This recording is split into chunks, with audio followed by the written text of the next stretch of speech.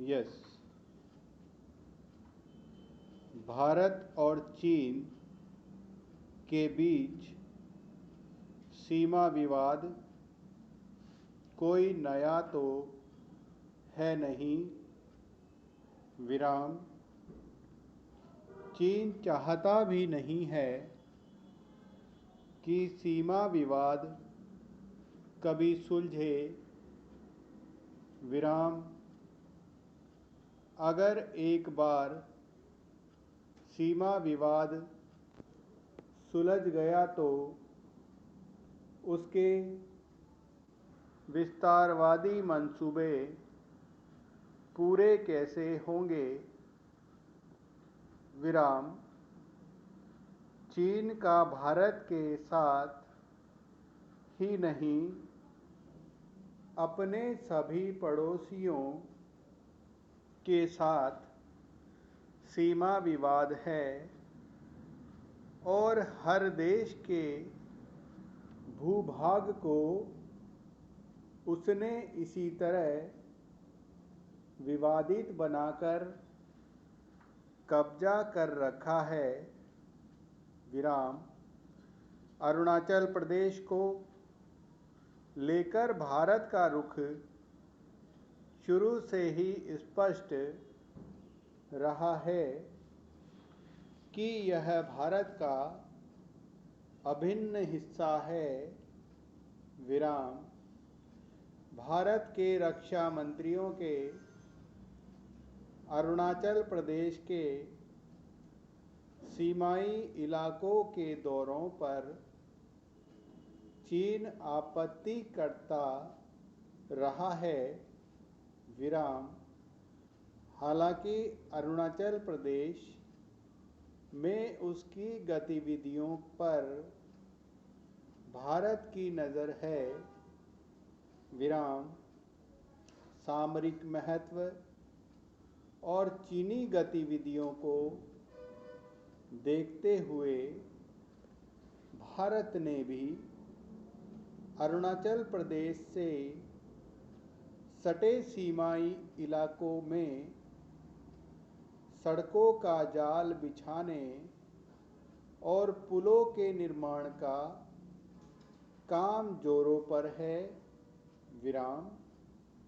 लेकिन भारत को लेकर चीन जिस तरह की विरोधाभासी और संदेहास्पद कूटनीति अपनाए हुए है, उससे तो लग रहा है कि वह गलवान विवाद को हल करने की दिशा में बढ़ने की बजाय भारत को और बड़े जाल में फंसाने की साजिश रच रहा है।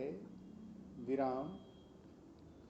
देश या राज्य स्तर पर होने वाले किसी चुनाव के पहले कुछ नेताओं का अपनी पार्टी को छोड़ना और अन्य दल में शामिल होना अब आम हो चुका है। विराम। इसमें इस बात का ख्याल रखना जरूरी नहीं समझा जाता कि उस नेता को अपने क्षेत्र की जनता का समर्थन किन आधारों पर मिला था और उस भरोसे में पार्टी की विचारधारा की क्या जगह है। विराम।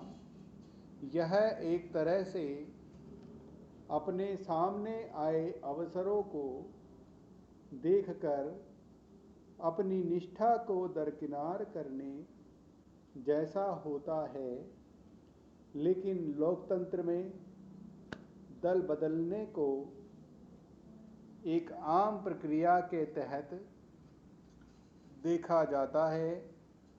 विराम। इसके बावजूद यह सच है कि चुनाव के मौके पर पार्टियों को छोड़ने की गतिविधियों का मकसद मुख्य रूप से अवसरों का लाभ उठाना होता है। विराम। पश्चिम बंगाल में भावी चुनावों के पहले सत्ताधारी तृणमूल कांग्रेस के नेता जिस तरह एक एक कर पार्टी छोड़ रहे या पदों से इस्तीफा दे रहे हैं, उसे इसी संदर्भ में देखा जा सकता है। विराम।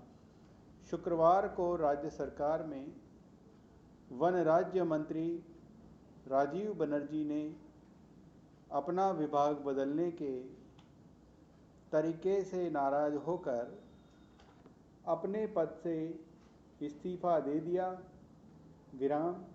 हालांकि उन्होंने सभी लोगों को धन्यवाद देते हुए कहा कि राज्य के लोगों की सेवा करना उनके लिए गर्व देने वाला अनुभव रहा।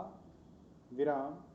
लेकिन अगर उनका अनुभव अच्छा रहा तो उनके सामने आखिर इस्तीफा देने की नौबत क्यों आई। विराम।